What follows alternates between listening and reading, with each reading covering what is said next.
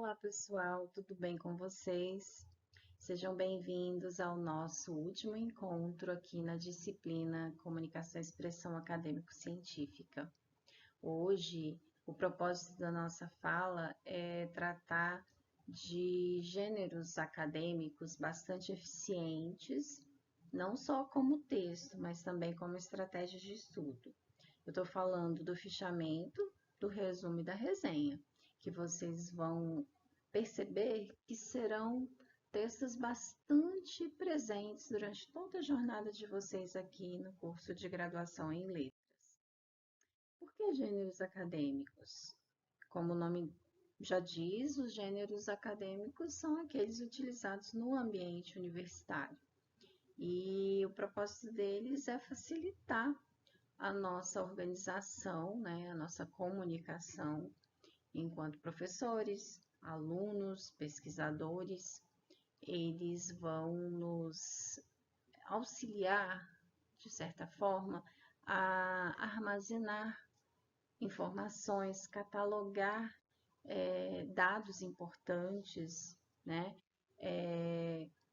E esses três tipos de texto, eles são meio que uma base para nós elaborarmos outros textos acadêmicos tão importantes ou mais, como, por exemplo, o TCC, que é o trabalho de conclusão de curso.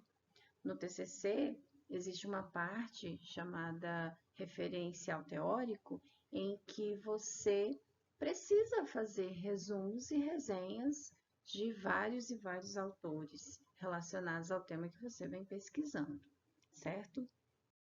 Então, a gente vai começar falando desses dois tipos que são bastante confundidos até, mas que apresentam características tanto estruturais quanto de propósito, né, de função, bem diferentes, tá? Então, o resumo e o fichamento, eles são textos concisos, são textos bastante enxutos, mas eles são estruturalmente, como eu disse, diferentes, né? Enquanto o fichamento é um texto mais livre no sentido de que você, ao fazer uma leitura de um texto, vai podendo fazer anotações, destacando pontos que você considera relevante e ao longo dessas anotações vai fazendo algumas reflexões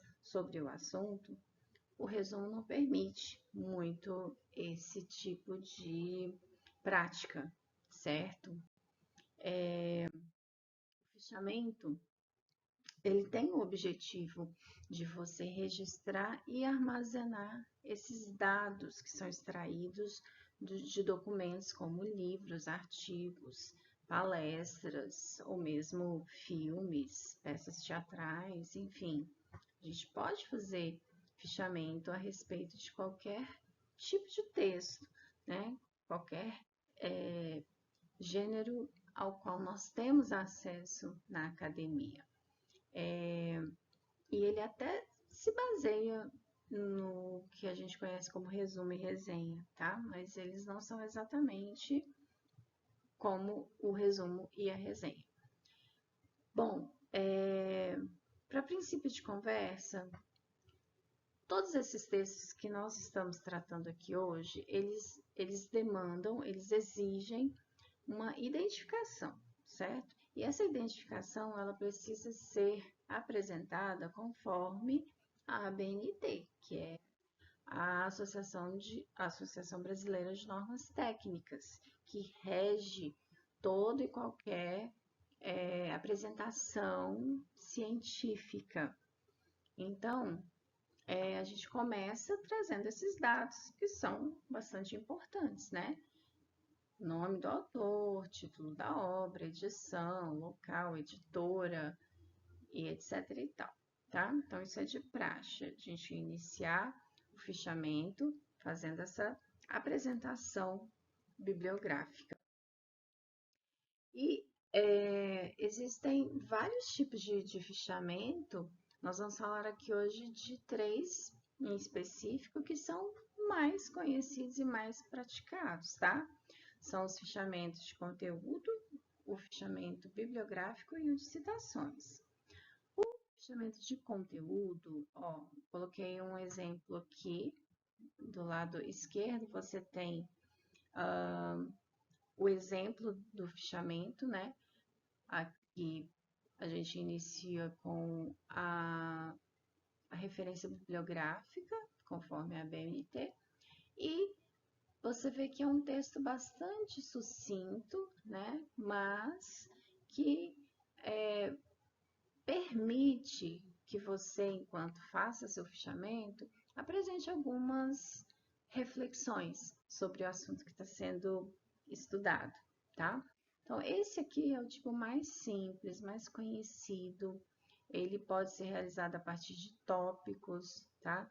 E ele permite que você faça essas reflexões, chegue a essas conclusões a partir do que você vem estudando, certo? O segundo modelo de fichamento é conhecido como fichamento bibliográfico.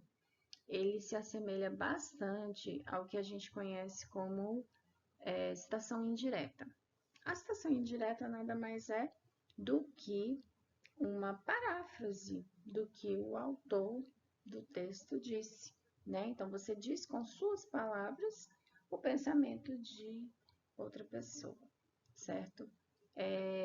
A diferença é que aqui você pode fazer alguma observação, chegar a alguma conclusão ou trazer alguma reflexão, né, que não é permitido no resumo, como a gente vai ver a seguir. Vocês observem que quem fez esse fichamento colocou o número da página, mas isso não é uma exigência para esse tipo de fichamento, tá? Não é proibido, não é algo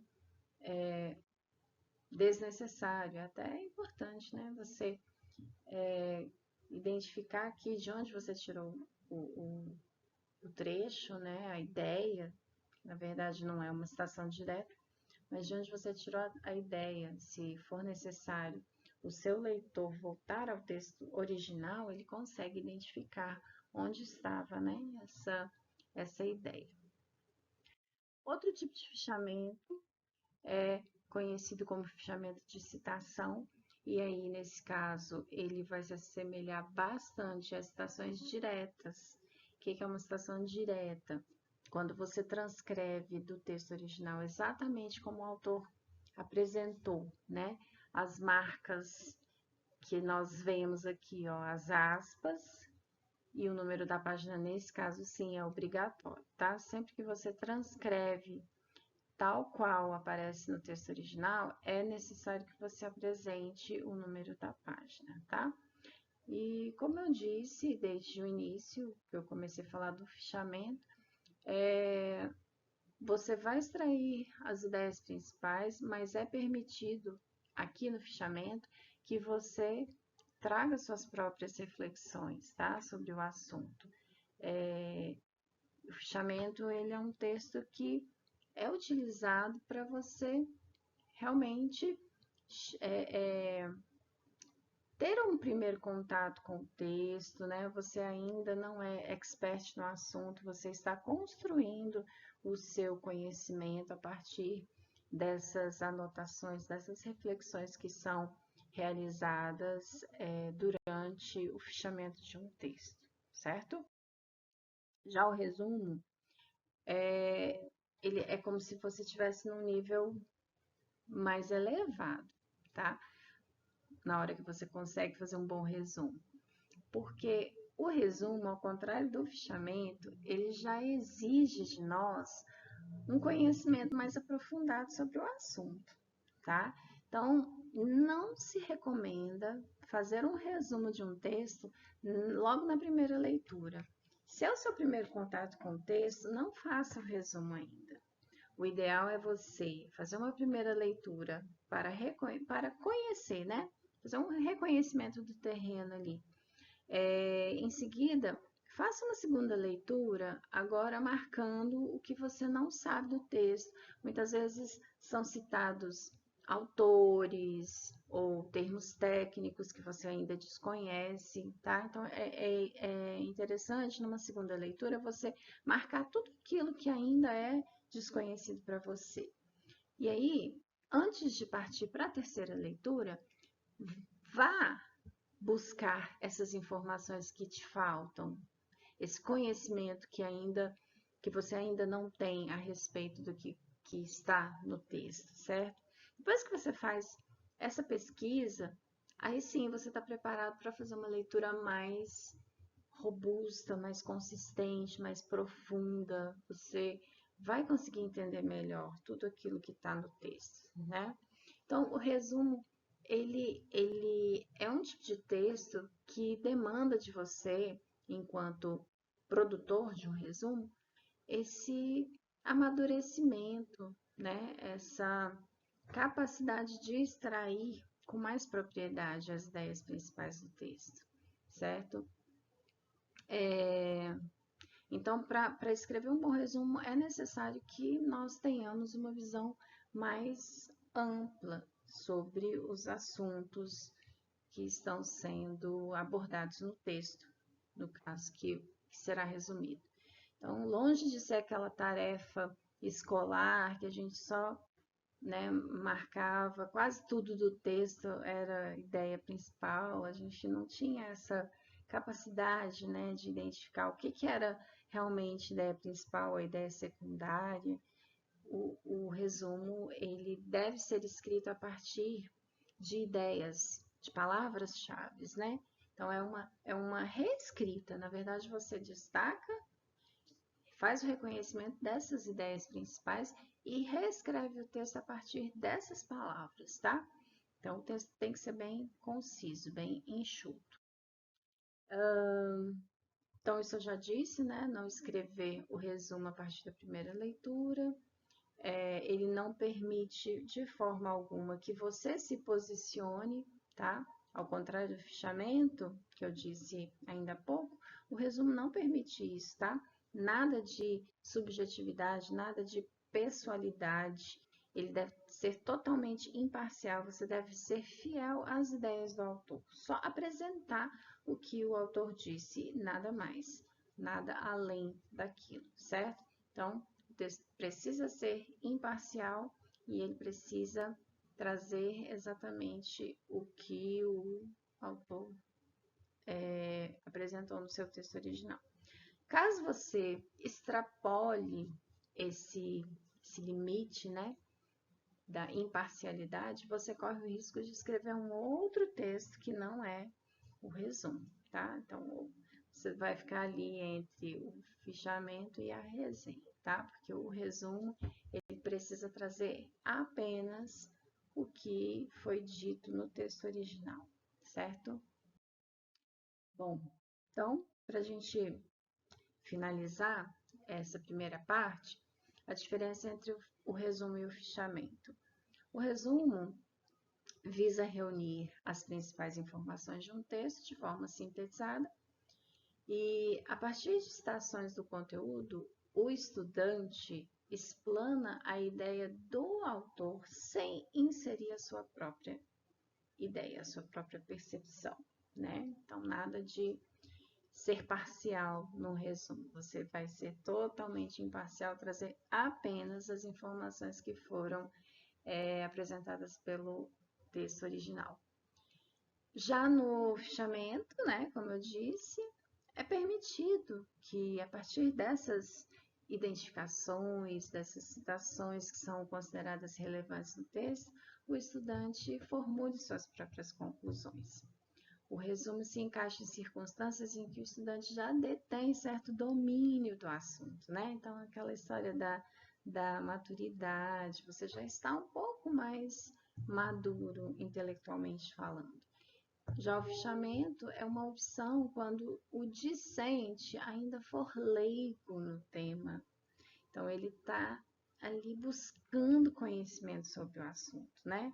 Ele ainda não tem muito domínio e o fichamento, ele é uma boa forma de você adquirir e consolidar esses conhecimentos. Então, os resumos para que servem? Eles servem para destacar elementos importantes no texto, apresentá-los de forma concisa, expõe as principais ideias do autor, condensa o texto, né? Então, a gente está dizendo a mesma coisa, trazer o texto conforme foi apresentado pelo autor de uma maneira muito sucinta, né? Então, o resumo ele é muito bom quando você quer relembrar aquilo que você leu, né? Então, você registra para quando você precisar consultar, você não precisar voltar ao texto original. Você resume ele e volta no seu resuminho para você relembrar. Por isso que é bom quando você vai apresentar um trabalho, um seminário, fazer um resumo do texto que você precisa apresentar, né? Porque a gente aprende muito, a gente fixa muito o conteúdo quando faz resumos, certo?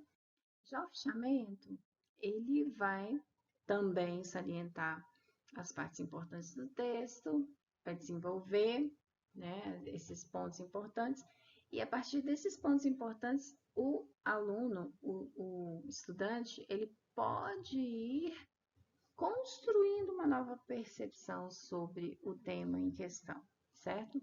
Então, esse tipo de prática, fichar textos, leva o estudante a entender e a obter maior domínio sobre os assuntos, né? Então, enquanto o resumo ele já é realizado quando se tem um certo domínio do assunto, o fichamento ainda é uma prática naquele momento em que você está começando, indo em busca desse conhecimento, né? Então, a gente ainda está ali, ó, naquela superficialidade. A gente ainda não mergulhou, de fato, naquele conhecimento de forma tão aprofundada, ok?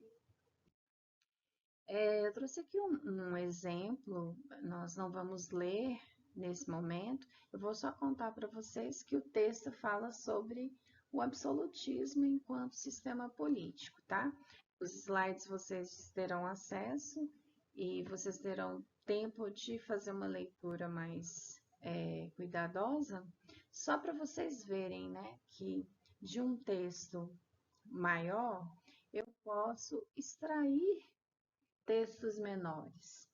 O da esquerda é um resumo, tá vendo como ele é bem condensado, ele é bem objetivo?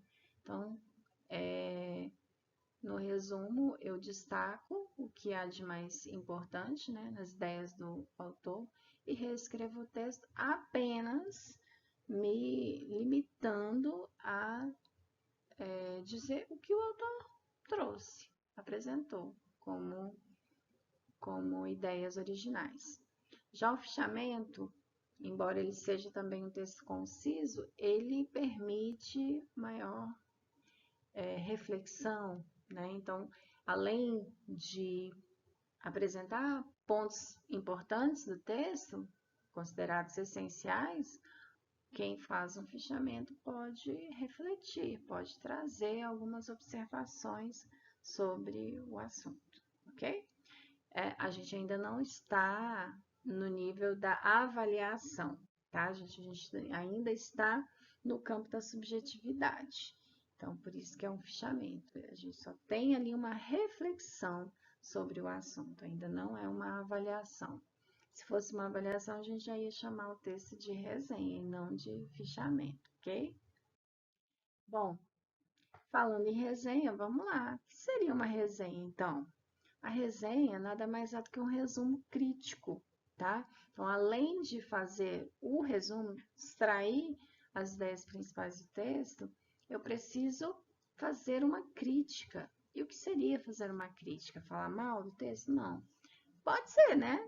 Se eu vou fazer uma crítica, eu posso identificar pontos negativos do texto, sem problema. Mas eu também posso e devo, né, sempre buscar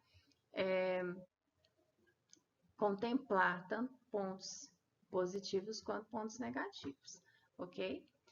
Então, a resenha, é um resumo comentado, ou seja, uma apreciação crítica sobre determinada obra, que tem como objetivo avaliar, julgar, trazer, né, à tona o valor desse texto. Então, é uma apreciação crítica, certo? Elas também são textos mais concisos, mas em termos de extensão ela é um pouquinho maior do que o fichamento e também do que o resumo, certo? Bom, então se eu for resenhar um livro, existe um limite para resenha, ela não pode ser muito grande, tá? Tem algumas determinações que são apresentadas pelos manuais de metodologia científica, tá? Vamos falar da estrutura da resenha. A resenha, ela segue como se fosse uma receita de bolo, um manual, né? A gente não tem muita liberdade não, tá? Para elaborar uma resenha. Você não faz uma resenha de qualquer jeito. Você segue um passo a passo, tá? Então, a primeira coisa que você tem que colocar na resenha são os dados bibliográficos, assim como no resumo, assim como no fichamento, tá? É sempre importante você trazer esses dados bibliográficos, ok? Tem uma coisa que não tá aí, mas que volta e meia eu vejo algum autor sugerindo que você dê um nome, dê um título para sua resenha que seja diferente do título da obra que está sendo resenhada, tá? Então você vai encontrar, se você procurar, você vai encontrar autores falando sobre isso, né? Sugerindo que você dê um título para a sua resenha, antes mesmo de apresentar ali os dados bibliográficos, tá? Depois que você já apresentou os dados bibliográficos, você precisa apresentar você mesmo, quem está escrevendo a resenha, né? Quem é o resenhista? Então, você precisa colocar o seu nome completo, você precisa dizer o que você faz, né? No caso, é estudante de letras, qual o período e qual a instituição que você representa, certo? Não precisa estar tudo ali em cima, você pode colocar só o seu nome completo e colocar uma notinha de rodapé dizendo o seu curso, o seu período, a instituição que você representa, tá? Essas informações são de praxe, elas devem sempre aparecer. Agora vamos para a resenha propriamente dita. No primeiro parágrafo da resenha, normalmente o que eu encontro? As credenciais do autor. E o que são credenciais do autor? São dados biográficos do autor. Mas veja bem, eu não estou interessada aqui, nesse momento, na vida pessoal desse autor. Não, eu estou interessada na produção acadêmica dele, tá? Eu preciso saber quem é esse autor, se ele é uma pessoa experiente, se ele já atuou na área, quantos livros ele escreveu, né? Qual a formação dele, onde que ele atua, certo? Para saber se ele de fato é alguém que tenha domínio do assunto, certo? Então, isso que me interessa e que eu devo trazer aqui na minha resenha, nas credenciais do autor. Depois que eu apresentei o autor, eu preciso fazer um resumo do texto, né, que eu estou resenhando. Então, você vai fazer o resumo, trazer exatamente o que o autor apresentou no texto original, certo?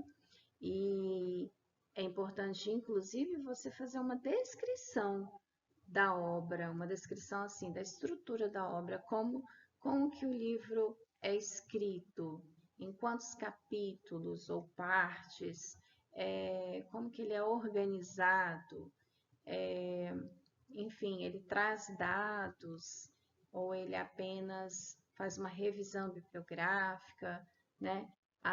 se for um artigo, em quantas sessões ele foi dividido, como que o autor pensou, né, a organização desse texto, quantas páginas tem esse texto. Então, é importante você trazer essa descrição aí estrutural do texto que está sendo resenhado. E aí vem a parte mais importante, a parte mais esperada da resenha, que é a avaliação do texto, né? A avaliação, cuidado, ela não pode ser subjetiva, tá? Sempre que você fizer uma avaliação de um texto acadêmico, você precisa se fundamentar em outras leituras, em outros autores, certo? Para que isso? Para dar credibilidade à sua avaliação, para as pessoas perceberem que você de fato já tem leituras sobre o assunto, que você domina o assunto, que você é capaz de fazer uma avaliação, né, bem feita, não apenas no achismo, né? Ela precisa ser fundamentada em outras leituras, em outras experiências, certo? Então, é nesse sentido que a resenha se diferencia bastante do fichamento, porque o fichamento, ele é um tipo de texto que permite que você faça a sua reflexão pessoal sobre o assunto que está sendo abordado, tá? Aqui na resenha, não, você precisa ser maduro e conhecedor o suficiente do assunto para ser capaz de julgar, né, a obra, julgar com base em informações que já foram publicadas, né, num pensamento científico, não apenas na sua percepção pessoal, ok? Depois que a gente faz a avaliação da obra, é importante indicar essa obra, ou seja, para quem essa obra se destina, quem vai se beneficiar fazendo a leitura desse texto ou tendo acesso, né, a essa obra, esse filme, essa composição teatral, enfim, seja o que for que você esteja resenhando, tá? Então, sempre é necessário que você indique a obra, ok?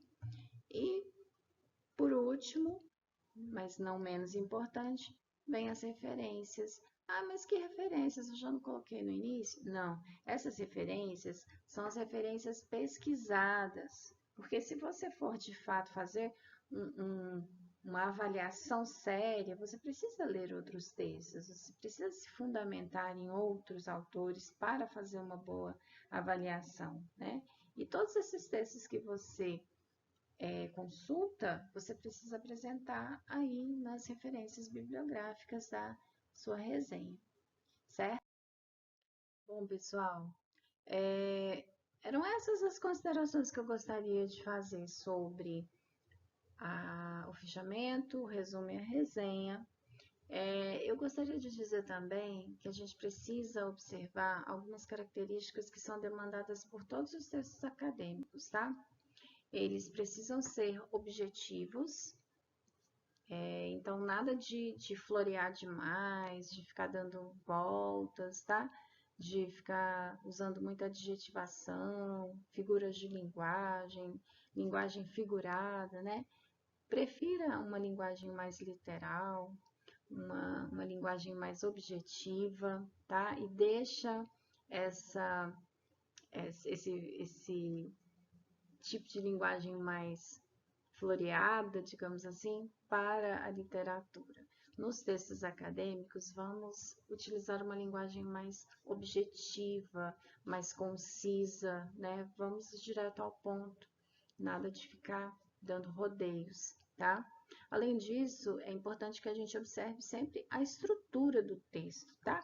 Uma resenha, como a gente acabou de ver, ela segue um passo a passo. O artigo científico vai também seguir um passo a passo. Quando vocês forem escrever um projeto de pesquisa, ele tem um passo a passo assim muito, né, rígido. Então a gente não tem liberdade, muita liberdade para escrever um texto acadêmico. A gente precisa seguir a estrutura e o mais importante, usar uma linguagem formal, uma linguagem de acordo com a norma padrão da língua portuguesa, certo? Escrever um texto simples, conciso, objetivo não tem nada a ver com informalidade. Exige-se o padrão da língua nos textos acadêmicos, seja ele qual for, ok? Então, não esqueçam disso. Aí estão as referências que são indicadas no ementário. Eu deixei também lá na plataforma algumas referências para vocês, algumas leituras complementares que eu acredito que vão enriquecer bastante o conhecimento de vocês, tá? Me coloco à disposição de vocês. Se precisarem, me enviem e-mails, podem me procurar lá nos fóruns de discussão e a gente se vê no webinário logo em breve. Até mais, tudo de bom para vocês. Tchau, tchau.